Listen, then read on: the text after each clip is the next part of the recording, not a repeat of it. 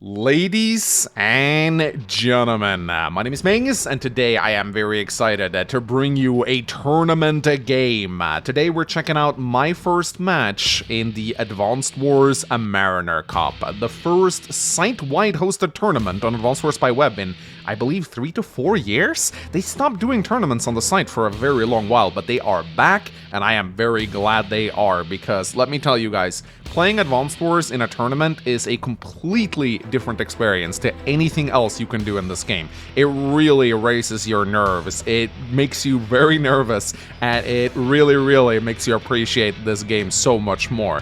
Normally, I'm a pretty impatient player. A lot of players tell me that I could probably reach a much higher rating in the Global League if I just took my time with matches, but I don't like taking my time, man. I'm a yeeter. I like to yeet, and I like to play aggressive. But in a tournament, I don't mess around. I take my time. So if you ever wondered how I play Advanced Wars at my very best, this is the video you want to check out. In this tournament, I spent a full day thinking out each of my turns. I used the move planner, I did calculations, I did math. I know, right? Because, you know, I want to win that trophy. If you win this tournament, by the way, in your division, you get a nice little trophy on your profile. I want that profile. I want that trophy. I want that bragging right. I want people to click on my profile and say, a Mariner Cup, Division C, trophy. So for this tournament, I'm going all out. I'm in it to win it. So I'm pretty proud of my performance in this particular round. So, I've already shown 2 games in the Mariner Cup prior, 2 of my training matches. I played around 4 or 5 of them. I really practiced hard for this first round right here. I'm not going to go over the map in super great detail because I already did it in my 2 other games. By the way, you should check out my practice game against Starflash if you haven't already. That was a lot of fun. But yeah, this map is called Harsher Truths. It's a mixed base map, which means that bases are mixed all over the place. And it's a very wild map with a lot of fronts. You have like a front here, you have a front here, here. There's like 6 or 7 or 8 different fronts. You also can have battle taking place in the middle here, but you can very easily lock down aggression with an artillery. You can get rocket locked if you're not careful. If your opponent builds a rocket, you can move that rocket over here and lock down your base. Very scary. I haven't seen it happen a lot, but it is definitely possible. You can also lose your base. You have a weak side base on this side right here. And if you're not careful, your opponent can take it away from you. Very contested comm towers, very easily for comm towers to switch sides multiple times during a match. So you have to be on the lookout for your opponent rushing the comm tower. If your opponent manages to take both of the comm towers away from you, you're in a very bad spot. Lots of strategic rivers and shoals. This map can be very tricky to move around on. You have pipe seams that you can blast down for increased mobility if you have the time for that, but you very rarely do, because this is a map that will just threaten you immediately. Aggression starts very early on Harsher Truths.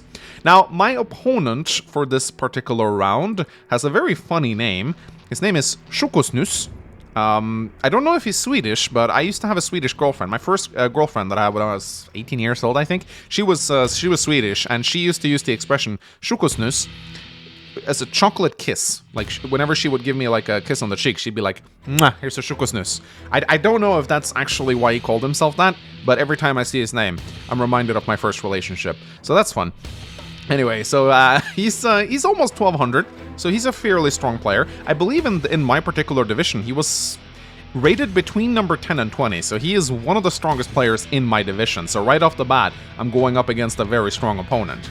Now, as for our CO picks, I don't think you will be surprised to see that I have gone with Kindle, and so did my opponent. I played 4 or 5 practice games on this map, and I came to the conclusion that Kindle is the absolute MVP here. There's just simply too many properties and too many good property locations to fight on. And while I can see the argument for Lash being a viable pick in this tournament, Kindle, you can't hold a candle to Kindle, as I like to say, not on this particular map. And I do believe that my opponent figured this one out as well. So yeah, it's going to be a wild match. Kindle mirrors are very tricky because, of course, both players want to be on and off properties. You want to be on properties to get your bonuses, but you want to be mindful of the opposing Kindle's Urban Blight, which will deal damage to your troops. Repairing units pretty much won't happen that much in a Kindle mirror match. You got to be very careful. You need to take those intervals between powers to heal up your troops. Otherwise, you need to stay off those properties so you don't take constant damage. And it really comes down to whoever controls their CO power over the opponent. Whoever can think many turns ahead and think, okay, I can get my Urban Blight here, then I need to move my units off for my opponent's Urban Blight. It's very tricky. But Kindle mirror matches can actually be really fun, especially on a mixed map like this. So, ladies and gentlemen, I say we jump straight into it.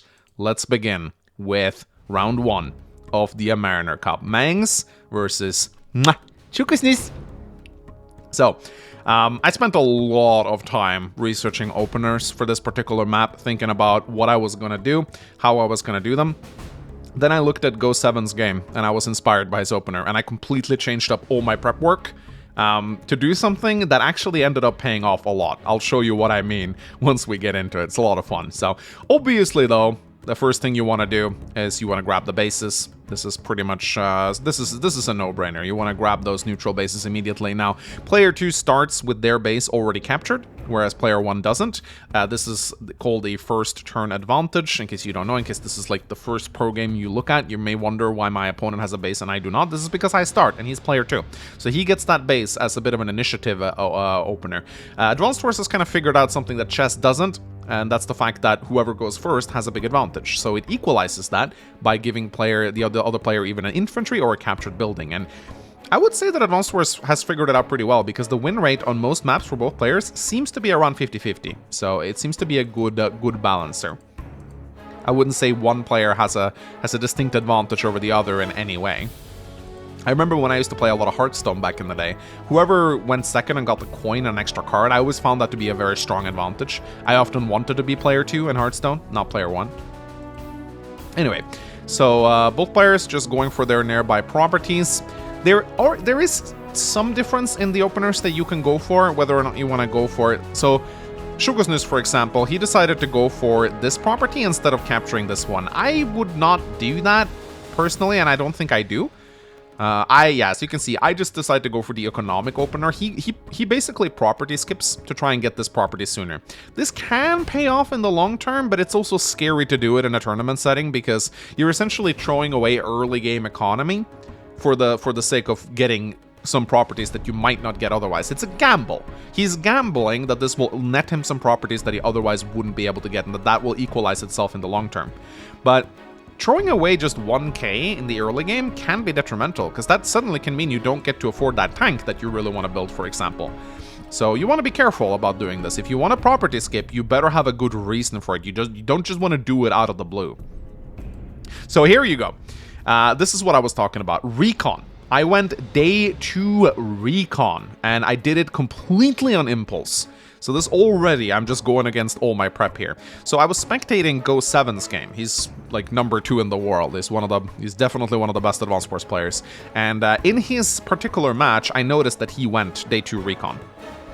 I didn't realize why he did it, but I looked at it and I was like, that looks like fun, let's try it. And I just built it, and I just press end turn, and then it immediately hit me that I improvised in a tournament format.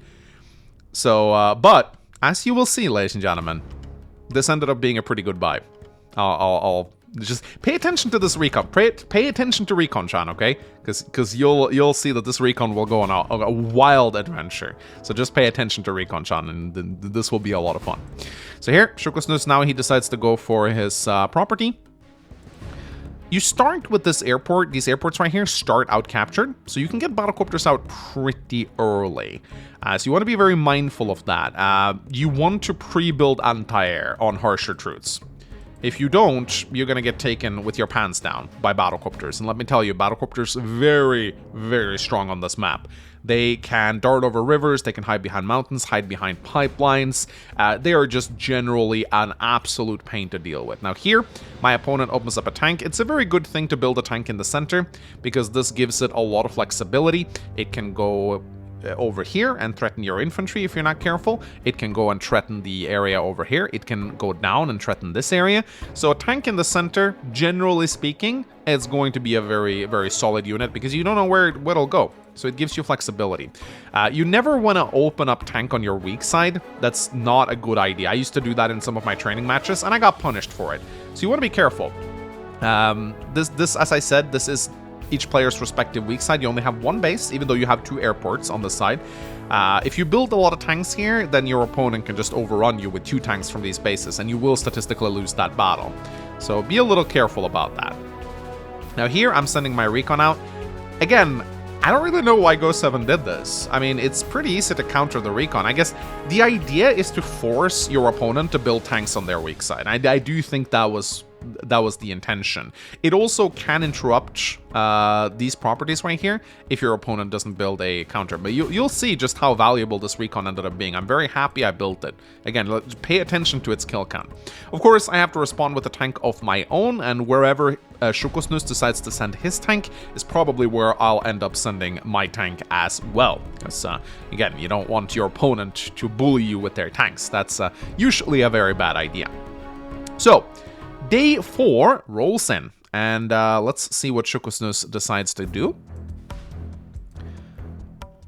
He captures the properties around his base, and now he's going for the airport. And there we go. He has to build a tank now. If he doesn't build a tank here, then this recon will bully his infantry. So already this recon is serving its purpose. It's forcing tanks on my... He's splitting up his tanks right now, which on a mixed base map may not necessarily be a bad thing. I mean, there are several fronts you need to control on, but you can also sometimes just bully your opponent by building a lot of tanks on the same side and just like completely overrunning them. So I don't know if he would have built that tank anyway. We'll see. Now, this area right here is a very tricky area to fight in because of these rivers. This is one of the reasons why people like Lash, because whenever Lash pops her powers, her infantry can run over the rivers and contest these properties. And this happened a lot in my match against Starflash, as you may remember. So here, I send my recon up here, just out of range of his tank, ready to interrupt some properties and try to get some bonuses. Sending Kindle's infantry down here as well. Kindle mirror matches are tricky because it's very hard to interrupt captures of your opponent, because of course Kindle gets that 40% bonus. And also, Shukosnus can't really send his tanks over to interrupt, because of course what happens then if I move my tank over here, then I can just move my infantry off the property, move my tank onto the property, and nearly kill that tank in one shot. So as you can see right here, these two properties, there isn't really a good way for Shukosnus to interrupt these unless he wants to sack an infantry or a tank. And of course, you don't want to do that in the early game. Now I go for the airport. My game plan in this particular match is to try and take a comm tower and then deny my opponent from getting their comm tower. That is what I'm going to try to do. That'll give me a 10% bonus. I think trying to take both comm towers is a trap. You're going to overextend if you try to do that. But what you can do is you can take one and then deny the other. This is a strategy I often like to employ on maps where comm towers are exposed, because just that 10% advantage really adds up over the course of a long match, especially mixed base maps that are so varied with lots of different encounters taking place everywhere. So, day 15 rolls in. Both players just continuing their captures. Here, Shukosnus is sending an infantry over to threaten this property, and I also think another thing that he's also doing is he wants to interrupt this cap. Normally, in Kindle mirror matches, you don't want to just attack another infantry on a property, but if you do it from a mountain, that'll equalize it, because of course the mountains give you 40% extra defense, which equalizes the 40% firepower. In fact, it's a little bit better because defense is more valuable than firepower. Here, he doesn't want to go and capture this property because I have an infantry here in place to interrupt it, so he's playing it safe, doesn't want to throw away infantry.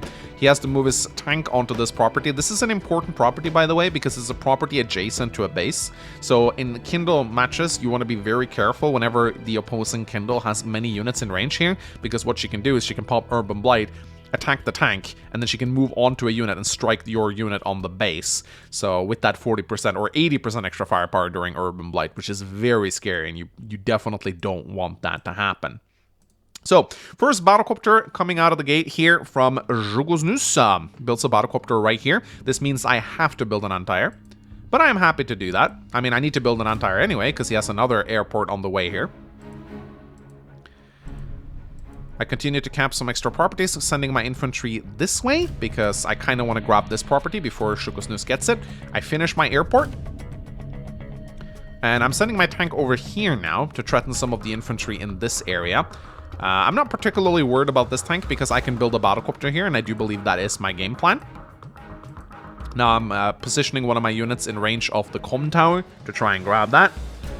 And here, I'm not overly worried about him interrupting it, because if he's going to interrupt this, then he's going to lose the infantry. It's not worth it for him.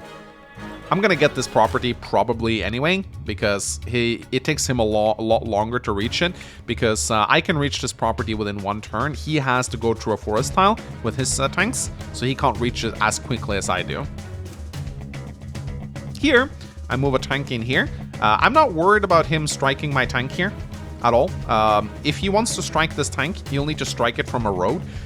And if he attacks my tank without any comm towers, and I strike back, and I strike back on the next turn, then I will win that engagement. Road versus 3-star base or empty missile silo, you can take a hit from an enemy tank and still be fine, as long as they don't have any increased firepower. Here, I am sort of giving him a free infantry hit, but I'm not overly worried about it. I've already captured my property. I can build a battlecopter here next turn. Now here, Shukosnus is going for his comm tower. Although he's not, again, his infantry movements are a little bit weak here, in my opinion. He should have placed an infantry in range of the comm tower so that he could have gone onto it next turn. I am threatening to take it from him now. So, but he needs to be very careful because, again, my plan is to take this comm tower and deny this comm tower. That is what I'm going to do this entire match. And turns out it's a pretty solid plan, actually. Because I have the initiative lead. That is something I can do as player 1. Sure, he gets an extra base and starts with an extra infantry, but I have the initiative advantage, which means I can take this without him being necessarily able to do much about it, and then I can deny this tower. This is an advantage that player 1 has on harsh recruits, I think. So here you can actually see, this is just what I was talking about here. He actually goes for the shot here, but look at this. He takes more damage on the counterattack. This is a slight good roll for me. It could have very easily been 7-7, I think. But you can tell, attacking first doesn't really get you anything here. And I can always build a tank from this base next turn. So this is not going to turn out that well for Shukosnus. Now, on the other hand, you're about to see this recon starting to put in some work. And I'll show you what I mean here. So here, he builds an artillery. This leaves him open for my tank to strike him here. Artillery on this side isn't terrible, but it shouldn't... I don't really see why he'd open up artillery. He should have gone a tank first, I think. Because what can this artillery really do? Go over here? I mean, I can just run away with my tank. I think he wants to blast open this pipe seam, and that is not a bad idea if you want to try and get it done early. But my problem with trying to blast up this pipe seam early is that it costs you a lot of initiative and development. Because you're spending 3 or 4 turns shooting on the seam with this artillery. Now, you can try and get the artillery over on this city, which will allow you to two-shot it with Kindle's 40% extra firepower. But overall, I'm not a big fan of opening up artillery and trying to blast down the pipe seams. It's too slow an opener, it costs you development. You want to try and assert map control early on. Anyway, I move my anti-air in range, and now I start to capture the comm tower. I move my tank back on the city. So if he wants to strike this tank right now, he will take some retaliation strike. And I'm also going to obviously open up another tank as well. Now here, what I'm doing is I'm actually putting my recon in range of his tank. My idea here is that I'm going to deny him from capturing this property by just placing my recon on top of it. And if he wants to move his tank all the way over here, then that means that his tank won't be in range to interrupt this comm tower. Because what I was expecting him to do now was to use his infantry and his tank to interrupt my comm tower. So I kind of want to draw his tank away a little bit. I'm basically, at this point, I'm not very satisfied with this recon's performance, and I'm actually kind of happy to sack it to just deny him some captures. But you'll see just how effective this recon ended up being. Here comes the battlecopter out. I have to ward away this tank and start interrupting some properties in the area right here. And I continue to build more infantry. I build a tank out of the base right here. So now, if he wants to go over here and strike this tank, I can replace it with another healthy tank. And I placed my units in such a way that he can't get a surround on me. And because no comm towers have been captured yet, he cannot wipe out this infantry with 2 tanks. At least I don't think he can. 55%. Actually, no. He can, actually, with a high roll. He can't kill a tank on the property with 2 tanks. I think two tanks against an infantry can definitely kill it, but not with 2 infantry, because it's 55%. I think tank base damage against infantry is 65%, so you can do that with no firepower. Anyway, here he is starting to become very annoying with his battlecopter here, so he sends his battlecopter over to the river. At this point, it's going to be almost impossible for me to catch it. It can pretty much just dart back and continue to be incredibly annoying. He takes a shot here to interrupt. And here you go, this is definitely what he was going for. Even if I strike him, his artillery with my tank here, he can kill this tank with this battlecopter. So, but he wants to start opening these pipe seams up right here. Creates a little bit of a wall. This is pretty smart, honestly. He can also move his artillery off the city, move around with his battlecopter, and attack with a city-boosted battlecopter. Yes, Kindle's air units do get extra firepower. So this is something you want to be careful about. And he does exactly what I thought he'd do. He is using his infantry and tank to interrupt my comm tower. But he's not going for the recon. He wants to keep his tanks together. And this offers me a very nice opportunity, which you'll see very, very soon. Here, he's moving his infantry towards the neutral properties. Lots of contested properties to fight over. He has to build an anti-air here. He pretty much has no choice at this point. Unless he wants my battlecopter to reign freely. But so far, I'd say he's been playing this pretty well. I think he's been playing it pretty solidly. I think his play has been decent. Haven't found a lot of holes in his defenses so far. But here, you'll see, this is something that Kindle can do, and something that you normally wouldn't expect. Anti-air versus tank, even at 5 HP. Who cares about that, am I right? Well, 40% anti-air? Suddenly it's a lot more devastating. Look at that. Deals 3 HP of damage to the tank. This is not something you necessarily think a lot about, and then I attack with my tank right here. And here you will really start to see my base advantage plan, and this is why you don't want to take fights on your weak side, okay? So I do decide to take the shot here against his artillery, and the reason why I decide to take the shot here is because even if he moves his battlecopter like so, that's actually good for me, because this battlecopter is a lot of trouble for me right now. This trap battlecopter, I will not be able to catch it with anti-air. I will not be able to catch it. It can fly around, interrupt captures, be incredibly annoying. However, if he moves it up here to strike my tank, then suddenly this battlecopter is very out of position, and it gives me crucial time to get some more units out in this area. So I'm perfectly happy to sack this tank, actually, to pull this battlecopter out of position. And do some damage to his artillery as well. Why not? This is strong artillery. I'd like to damage it a little bit so it stops being so strong. So I did this as a very deliberate move. Besides, I'd like to capture this property right here. And he can, if he wants to. Actually, no, never mind. He cannot use the battlecopter to interrupt it. But I really want to grab this property right here, because this is a tricky... If I don't take this property right now, then I will never get it. Not with this artillery on the battlecopter here. I need to go for this property immediately. But here, you're about to see this recon coming in and being an absolute champ right here. This is why this is so scary, right? So I basically drawn him into a fight on his weak side. Every turn, he can only build 1 ground unit from this base, whereas I can build 2. This is a huge disadvantage for him. Furthermore, my anti-air threatens his airport. In a few turns, I think it doesn't still 1, 2, 3, 4. Yeah, actually, no, it already threatens his airport. So he, unless he walls this off, cannot build battlecopters out of this airport. He's locked into building a single tank every turn. I can build 2 if I want to. This means that statistically for us, for the longer this fight goes on, the more I will win. And the longer it goes on, the more likely he is to lose. And keep in mind, this recon right here, what is he going to do to challenge this recon? Every tank that he builds needs to go up here and fight my tanks up here. So this recon now basically has free reign to harass. And not only that, because of these engagements right here, these properties are suddenly up for grabs. And suddenly, it looks like I'm in a little bit of a better position than I had thought. Now I just straight up go for the comm tower. Why? Because I have infantry that can follow up on this aggression. And if he strikes me first here, keep in mind, he doesn't have any comm towers yet, which means that he can't two-shot my infantry on property. This is so... Like, once I started memorizing this, it really changed up my Pro Advanced Wars game. When your opponent has 0 comm towers and no firepower boosts, they can never two-shot your infantry on properties. Never. It doesn't work out. So I can be sure that he won't be able to kill these 2 and then capture with the 3rd one. If he has 1 comm tower, then there's a small chance he can do it if he rolls max. So you can safely do this. And it's going to be very annoying for your opponent. Maybe there's like a small chance he can do it if he rolls max luck twice. Someone point this out in the comment section for me. I'm pretty sure I'm right about this. Again, it'd be really nice if we could get an internal damage calculator in this replay viewer, Demon Hunter. That'd be really good. So yeah, I build a tank here. I have to ward away his aggression a little bit. He's building an anti-air here. I want this battlecopter to drive away his tanks, so I need some kind of tank to get him out. And I build 2 infantry here. I could have probably, looking at this position right here, I wanted this battlecopter up in the top right corner to ward away his infantry. Basically, now what I'm doing is I'm forcing his anti-air to choose in which direction he wants to go. I'm, of course, forcing him to build another anti-air as well, but it's kind of good to force your opponent's anti-air into two different directions, if you will.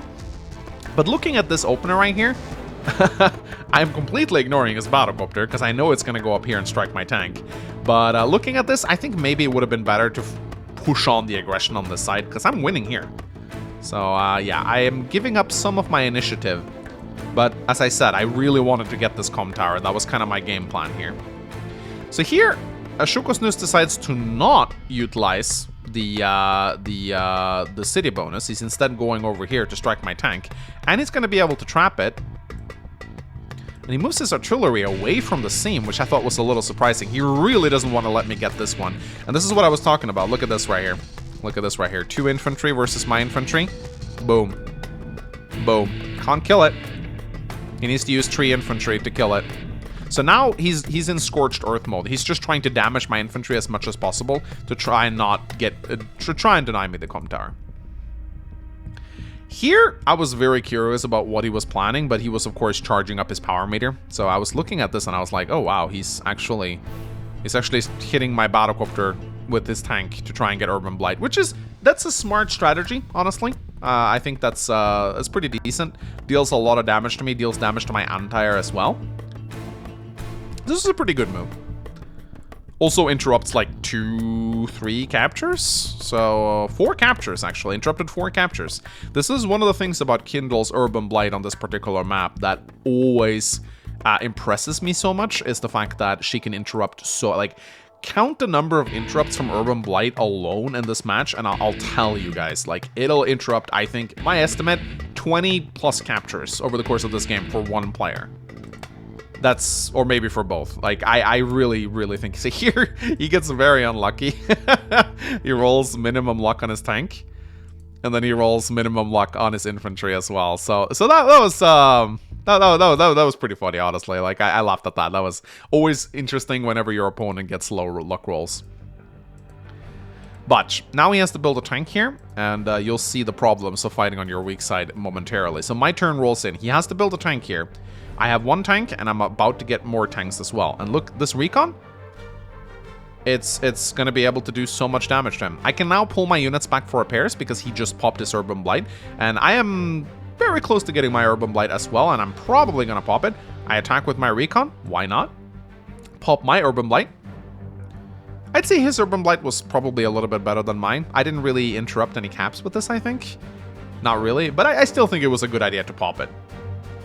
And of course, you'll see just how strong battlecopters are on this map. So incredibly good. I continue to cap. Why not? He may have interrupted my caps. There you go. I get a nice little one shot there. Love it. Kindle tanks on properties. Always so nice to see them. And yeah, I just decide to take a shot here. Why not? Like, now he has to choose between attacking my recon or my tank. It's hilarious. And now I'm also threatening the comm tower. So applying, because of just, I have a unit count advantage here. I can do stuff like this. I can threaten multiple areas. I can force him to make the decision between attacking my tank or my recon.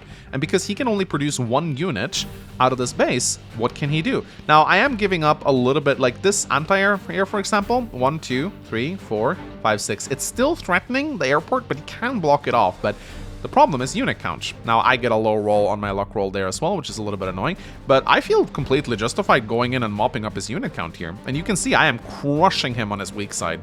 And every turn, he has to keep building a tank from this base, lest he wants to lose it. So what this recon did, I think maybe this is why Go7 decided to go with early recon, is the recon applies pressure, which means that you force out tanks on your opponent's weak side, which means you can attack on your opponent's weak side and really bully him into submission here. This will end up with you getting the comm tower, and look here, he's nowhere near getting his comm tower here. He's not going to get it. So that means that very soon, I'm going to have a 10% firepower advantage. Here, I get a property boosted infantry hit, which is very nice. I take a free few shots here with my units here. I want to keep his battlecopter in this area. I'd like for him to keep wasting time here. I know I'm not going to get these properties. It's fine though. I'm absolutely fine. Could have probably sent this infantry away. This is not going to live, so. But here, I build a mech. Don't really know why I decided to build a mech. I guess I was worried about this tank. I think the reason why I decided to go for a mech here is like I didn't really want to build a tank here, but I wanted to prevent him from going here and camping my base. So I built a mech here just to ward away this tank. I mean, I do have a battlecopter here, but he also has an anti-air, so go figure. I wasn't very happy with this mech buy, but I was like, yeah, sure, why not? Also get out another battlecopter here. And a second mech. Okay. Don't really like mechs on this particular map, if I'm going to be completely honest. I don't really... I think it just fit into my macro, man. I think I just had to build a mech because I was saving up for something else. Every move I made, except for the impromptu recon, was a move that I thought out for hours. So I'm sure, I mean, this has been about a week since I played this match. I don't remember all my thought patterns here. But there were good reasons for getting these two mechs, even though I normally am not a big fan of mechs on mixed base maps. They're just too slow. But here, Shokosnus interrupts a capture, takes down my tank finally, but I'm happy to keep his battlecopter up here in the corner where he can't really do much. So I consider this tank, even though I kind of sacked a tank, this battlecopter has now wasted 3 entire turns, so I am very happy with this. I think it's actually working out pretty well for me. Here, he decides to strike my tank, but because it's weakened and because I have my power-up, it's a pretty even exchange, and my recon still lives, by the way. It's still being annoying. It still lives. Here, Shokosnus goes for another interrupt down in the corner. He's doing a good job warding me away in this area. He's definitely having a lot of strong engagements here. Probably should have killed this one, honestly.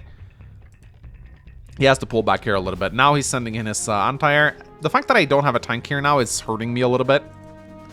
So I remember looking at this and going like, yeah, this is not really working out. But look, he has almost no infantry in this area.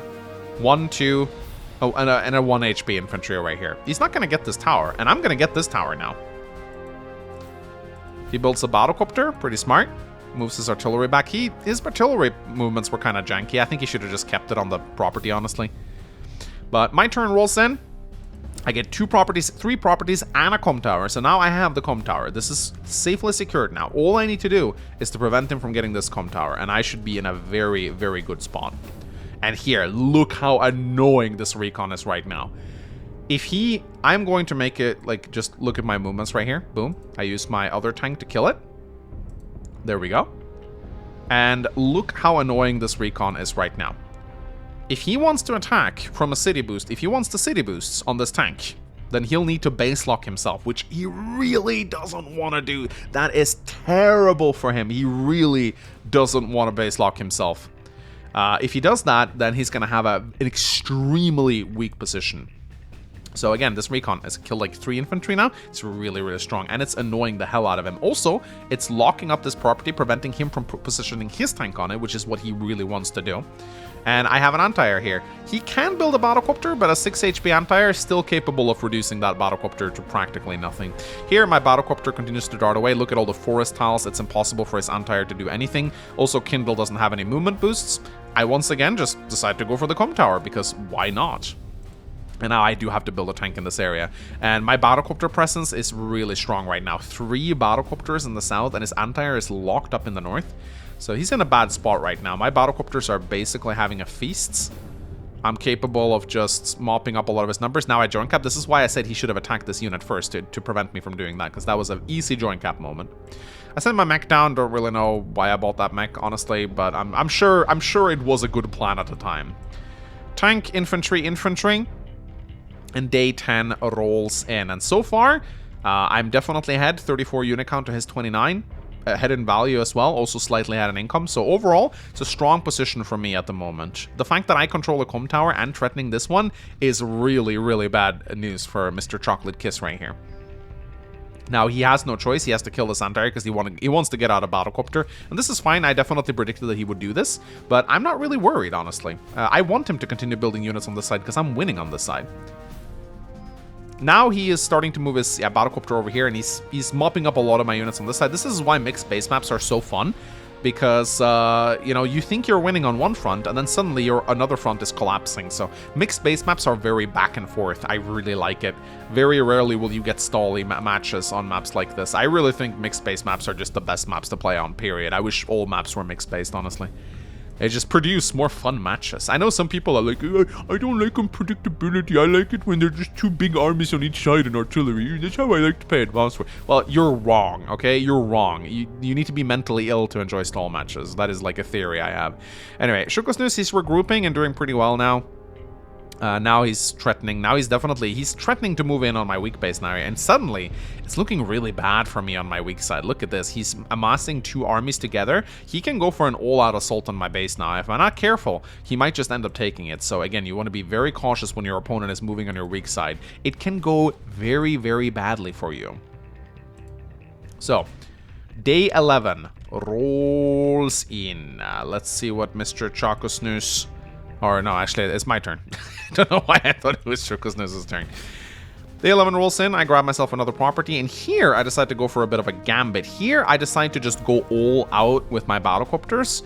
Reason being is I can pick up a free tank, so I don't mind sacking a single battlecopter to reduce his tank presence a little bit in this area.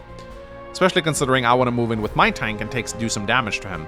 So yeah, sure, I know I'm going to lose a battlecopter next turn, but you know what? I'm absolutely fine with that. I even build another battlecopter because he only has a single anti-air. And if you, like, I have 4 battlecopters in the area now. I'm happy to throw away one of them to get a strategic advantage, considering my auto battlecopters can now take free shots at his units. Here, I do have to pull back a little bit now, because of that battlecopter. I don't have an anti-air to deal with, and he has another battlecopter coming in here as well. So I have to regroup a little bit. So I'm building a little bit of a wall right here, just to make it not possible for him to punch through here. So as you can see, I do the death ball strategy where I just box up all my units to prevent him from doing anything. Now I'm also threatening this property. Yes, it is very close to his property, but keep in mind I have a battlecopter. I can do funny things with that battlecopter, like place it here. So he definitely, and this is exactly what I end up doing as well. I literally block off his bases. Look, that I have 4 battlecopters in the area. He needs to build like 2 anti-air next turn if he wants to stay in this. And yeah, I'm just moving in, picking up free units whenever I can get them. If I'm gonna lose a battlecopter, I might as well move in everything I have in the area to try and get as much value as possible. Here, I am the one who decides to build 2 anti-air because I recognize that battlecopters are going to start dominating this match very soon, and whoever can get enough anti-air out is going to be in a very good spot. Chakosnus deciding to capture, and he goes for the Urban Blight. It's an okay Urban Blight. It's not fantastic. It doesn't really interrupt anything crucial, but it's okay. But this is what I was scared of. This right here. Yeah, this is what I was talking about right here. Boom. Base locks me. This is not looking good. But my Urban Blight is coming in now. So I will have ways of dealing with it. He does a little bit of a joint cap here. Pretty smart. And you can see now he's really encroaching on my right side base. Now I need to be very careful about this. His anti-air takes down a battlecopter. And builds an anti-air, of course. He has to build an anti-air.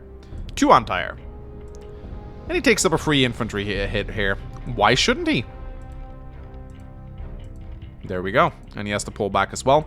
Now he's sending his battlecopter over here. He's really going to go hard on this side. So yeah, he's locking down my base. It's pretty nasty. So, day 12 rolls in, ladies and gentlemen. And, yeah. It's a pretty nasty situation for me right now. My base is locked down. He's threatening me here. He's threatening to capture 2 of my properties. And my Urban Blight is not quite ready. 29,000 out of 32,000. So I'll need to do something. That's exactly what I do. I attack with my tank and pop the Urban Blight. So that's 3 interrupts at least, I think. Not only that, but I have a lot of good city bases to attack from this turn. First thing I do, boom. Takes out his battlecopter. Boom. Uses this property to dislodge my base. And here, I just want to damage his infantry as much as possible so he doesn't take my comm tower. I know I can't take it myself. I just want to prevent him from taking it. I move in my anti-air so I can interrupt this capture on the next turn. And now I'm also picking up this property down in the bottom right corner. And here, I am actually securing a property. There's nothing he can do to interrupt this. He doesn't have any battlecopters in range. His anti-air definitely doesn't want to stay around here. He needs to go kill battlecopters in this area. So, yeah, I will actually just straight up take his property unless he uses both anti-air to dislodge them, which he definitely doesn't want to do. And here I decide to even hang around a little bit and deal some damage to his anti-air. So here I do mess up a little bit. I forgot that this anti-air was here. I saw this move and I was like, man, this is brilliant. He needs to use his anti-air to kill my battlecopter. He'll base lock himself. But as soon as I did this move, I think this was like one of the other like impulse move that I did this turn. I was like, oh, that's a great move. But then I realized, no, he has an anti-air here. So it's not that great a move. But I'm a little bit ahead, so I can afford to do stupid things and still win. So, but here, this is where I decide to renew my aggression on his weak side base again. Again, he's not going to win this. He's definitely... And now I can also repair my units a little bit because his Urban Blight was just popped. So I'll take some time to lick my wounds, heal up my units. And now he's in a bit of trouble. Because look at this. I can really pile on the aggression here. Also, I'm threatening his airport. I'm threatening his airport right now. He needs to build a battlecopter to block this. And I have an anti-air coming in. He doesn't want to... This is not a battle he wants to take against me. So his turn rolls in, and yeah, this is the move. I mean, he has to base lock himself, sure. He has to base lock himself, but he picks up 2 battlecopters, and he gets a free artillery shot. So really, this attack wasn't that great. Probably shouldn't have done that. But I'm still denying his comm tower. He builds a recon? Okay, I guess to interrupt the infantry. That's cute. Does a little joint cap to try and get the city. Tries to capture this one too, but spoiler alert, he's not going to get it. Not even with this artillery blockade right here. It's just not going to happen. So, actually he might get it, now that I look at it. Yeah, actually he will. He will get it. I think I'm going to take it back, though, if I remember correctly. Spoiler alert, yes, I know. Spoiling my own match here. Another thing you got to be a little bit careful about here is if you allow your opponent to build up too many forces, your HQ can actually come under attack. Doesn't happen often, but it's something you have to be careful about. And now he's in full panic mode here because there's a huge attack coming down here. He has to build a battlecopter here, otherwise he loses the airport. But I want him to build battlecopters here because I have an anti-air coming in. So I am happy with that for sure. Day 13 rolls in. Now, this is where things start to get kind of dicey. I have a big income lead over him right now, 26,000 to 22,000. However, he has a slight value lead over me. But this income will start to pile up here. However, I decide to take a shot at his artillery. And I know that even though he'll take this property away from me, I'll get it later. Get a nice little boosted shot from my tank here. And look at this, once again. Just scorched earth. Like, attack his infantry. It doesn't matter if I throw away my infantry. Look at all of his infantry are damaged. He cannot take the comm tower. And now the mech threatens to interrupt as well. So, again, this strategy, it really works on this map. I really enjoy it. So here, I have to pull back a little bit. And here, I actually decide to completely front switch. I decide, okay, you know what? I don't want to run into 4 tanks here. He's a little too strong, 2 battlecopters. Fine, you know what I'm going to do? I'm going to switch up all my attacks. I am going to go north. And I'm going to threaten the airport over here.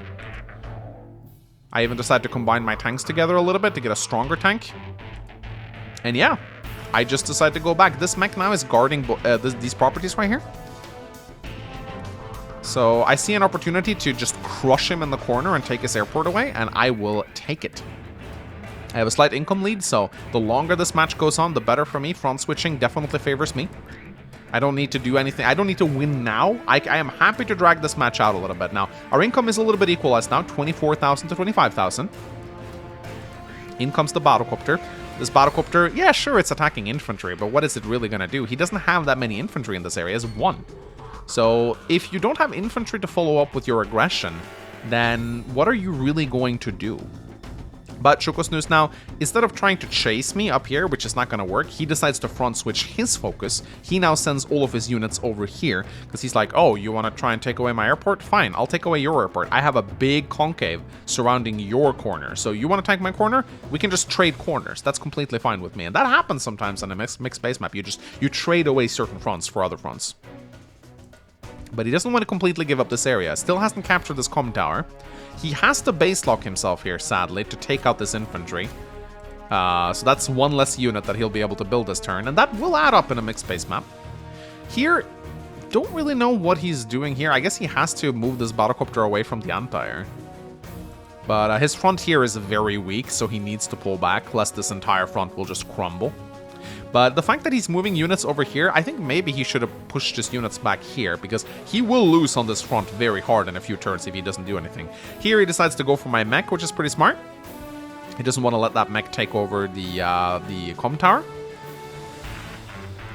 But he has to pull back. He sees the attack that's coming my way. And again, look at that. Recon-chan, still strong, still spearheading the assaults. This recon has been on a journey, let me tell you. There we go.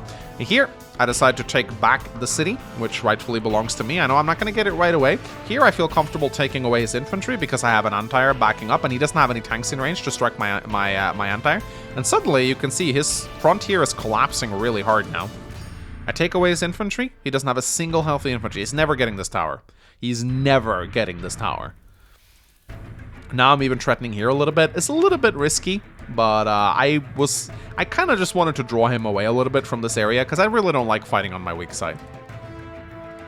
I move my tank up. I have to build an anti-air and a battlecopter. I have to protect this front a little bit because I don't want to... He's sending a lot of tanks this way, so if I don't start building units right now, I will be overwhelmed. But here comes the assault, ladies and gentlemen.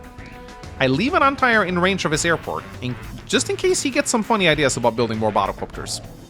But here comes the attack. And I am ready. I leave some units behind just in case he gets any funny ideas. And I also am threatening his airport again. Because I have unhealthy infantry in the area, I can do this. And next turn, he's going to get absolutely shellacked up here unless he does something. He can't even build the battlecopter to counter because of this anti-air. So while battlecopters are very strong on this map, anti-air are also very strong. The airports are very exposed. So if you don't guard, if you lose map control in the area, your airports become completely worthless because suddenly there are anti-air in range of them and they cannot produce any units. So airports, both very strong and very weak at the same time. Here he decides to kill an infantry for some reason. I mean, he has an artillery, but it's a little bit damaged. And you can see now he's really going for it. He really wants to try and overwhelm my bottom corner now. So, and it's a little scary, I will admit. Like, I risk losing a lot of properties right here. But I'm telling you guys, the next turn, I think I'm very proud of how I played out this next turn. Now, he has to lock his own airport down and put a tank on it, lest he wants to lose it. And look how few units he suddenly has in this area right now. He's front switched away from his weak side, leaving his base completely exposed. He even takes a shot with his tank here because he realized he just needs to do as much damage as he possibly can. And now, there are so many parts of the map that is threatened right now. I'm threatening him here, I'm threatening him here, and there are 3 threats on the map right now, and he doesn't quite seem to be decided on where he wants to go. He does take the shot here with this battlecopter, which I kind of disagree with. He needs this battlecopter more than I need mine at the moment, because he doesn't have a big presence in the area. It's kind of like when you're playing chess, you don't want to trade pieces when you're behind, right? Because, you know, your opponent needs their pieces less. They don't need them as much as you need yours, if that makes sense. So you don't want to trade when you're behind. That's usually not a good idea. He does build a medium tank, which I don't think is a bad buy here, but the problem with medium tanks on this map is that there's so much forests, and forests slow down medium tanks to a crawl because they only have 5 move. If there's forests on the map, their mobility is just so limited. So while they are a decent response, I would agree with building a medium tank here, for example, on the weak side base to try and keep it. But a medium tank up here, I just don't think it's going to do that much, if I'm going to be completely honest. But yeah, I pick up the free battlecopter, and now this property is falling as well. He needs to divert this tank over to interrupt this, lest he wishes to lose it. And here, I was look at my power bar, look at my power meter right now. I need my Urban Blight this turn. I need my Urban Blight. I calculated this down to the very, like, I was sitting with a calculator, okay? I was sitting with a calculator here, making sure, like, I was so worried that I was not going to calculate this right. I mean, just look at my power meter at the start of the turn. So, look at my power meter at the start of the turn. 24,700, 37,800. So, essentially, I need to make sure I get my Urban Blight this turn. If I didn't get it, I knew I would lose. So I was sitting with the calculator. I was like, okay, 1 tank worth 1 infantry, like, and I planned this turn for I think 6 or 7 hours, not like complete, but over the course of 6-7 hours, I was planning out this turn because I realized I had to get my Urban Blight this turn. So, but after doing lots of maths, yes, I can do maths, I came to the conclusion that I would just barely get my Urban Blight. And the reason why this is so important, I'll look at what this Urban Blight allows me to do. This is absolutely huge. First things first, I kill his anti-air. This can't repair anymore. Second, I get a city-boosted battlecopter shot right here. I also get to destroy his tanks on the airport, and now this airport is completely locked down. He has to build a tank to kill the anti-air, but I have a tank of my own. And this tank is now threatening to destroy his tank. He needs to build a medium tank or a neo tank on this property next turn, unless he wants to lose this airport. So I'm forcing him once again to take battle on his weak side. It also allows me to dislodge this tank and take out this infantry, or at the very least heavily damage it. Recon Chan comes in to damage some infantry, and luck damage finishes off this particular tank. And look at that, ladies and gentlemen, I'm even threatening his comm tower. So again, he doesn't have any healthy infantry to deal with this. He now needs to pull units away from his fronts, lest he wants to lose both comm towers and be behind 20%, which is an absolute death sentence in a mixed space map. You definitely do not want that to happen. And suddenly, so many of his fronts are crumbling. I'm building another battlecopter, and here, I think it's complete. I know I just shit-talked building a medium tank here, but I do think when he's devoting this much stuff to attacking me, I definitely think a medium tank is warranted. Also, I kind of need it unless I want to get base-locked here, because if I build a regular tank, what he can do is he can attack with a battlecopter, and then base-lock me, which is a death sentence. I even built a recon here. I'm not entirely sure why. I guess I just wanted to. I don't really know what this recon is supposed to accomplish. Kill some infantry, maybe? I don't know. I think I had a good plan, but I'm not really sure. I'm not really sure. Oh, boy. So, yeah, it's not looking good for Shukosnus right now. He's very far behind. But he pops his Urban Blight. And it's a decent one. Does some decent damage. He's threatening to take back his property. I think he might have destroyed this pipe. No, I don't think he's attacked it yet. He sends this medium tank over to the right side, which I definitely disagree with. This medium tank needs to be here right now. He saw a free hit, and he was like, nom nom, I want to take that. Big mistake. This medium tank needs to defend here.